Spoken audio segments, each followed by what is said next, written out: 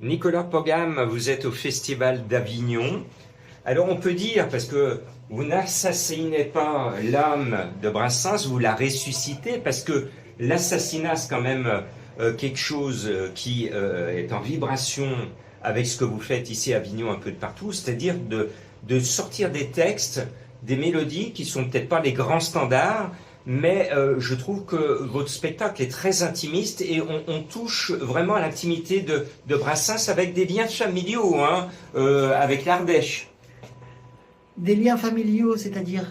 Vous citez, vous faites des comparatifs au début du spectacle entre vous, votre famille, Brassens au tout début. Oui, Et oui, donc, oui. on sent qu'il y a un lien, Oui. que vous êtes unis dans vos racines même avec Georges.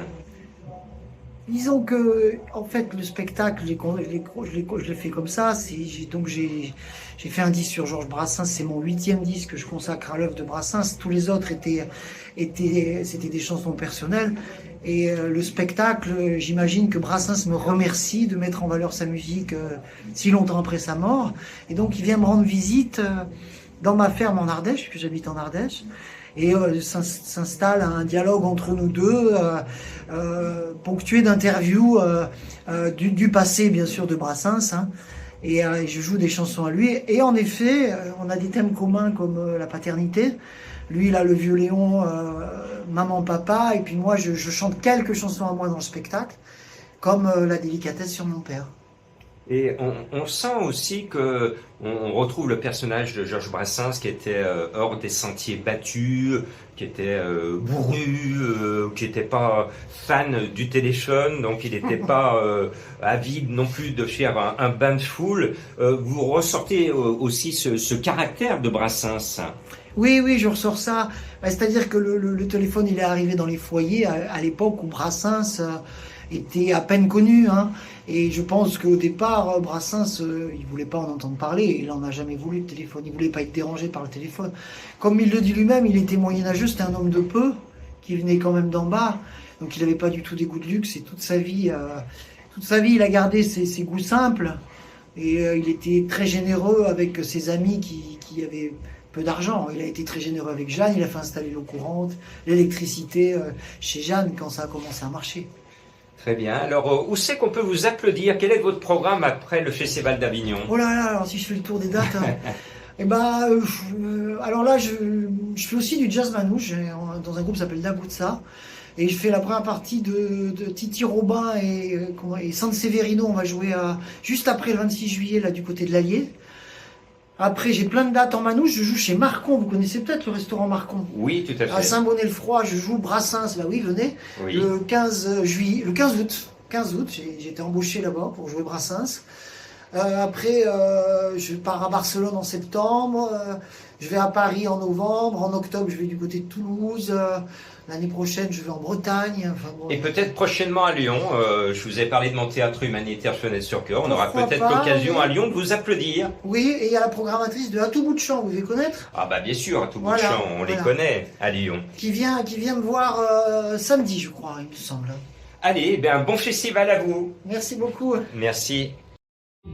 Un 22 septembre, au diable vous partîtes, et depuis chaque année, à la date susdite, je mouillais mon mouchoir en souvenir de vous.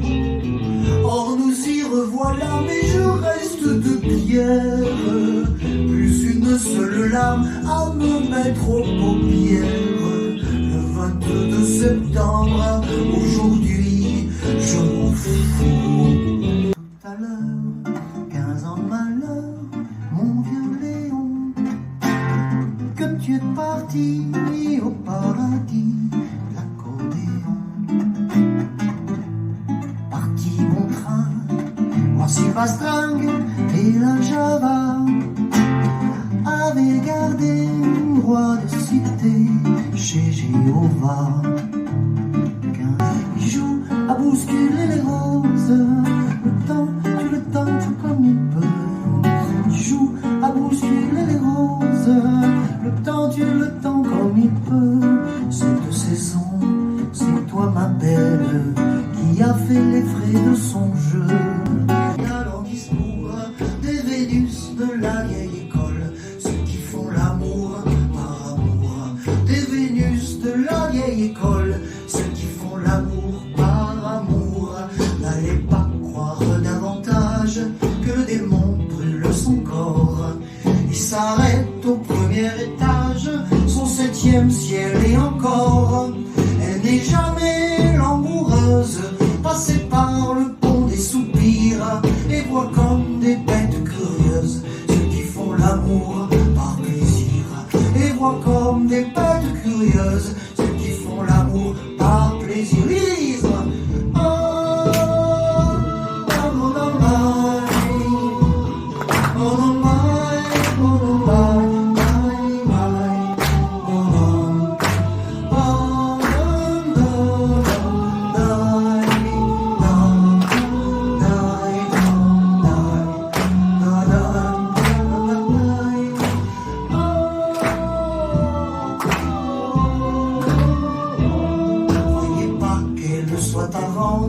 Quand on l'a mise sur le dos, on n'est pas tenu de se fendre d'un somptueux petit cadeau.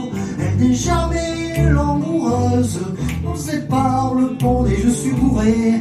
Elle voit comme des bêtes curieuses ceux qui font l'amour par plaisir, et voit comme des bêtes curieuses celles qui font l'amour par plaisir. Mais alors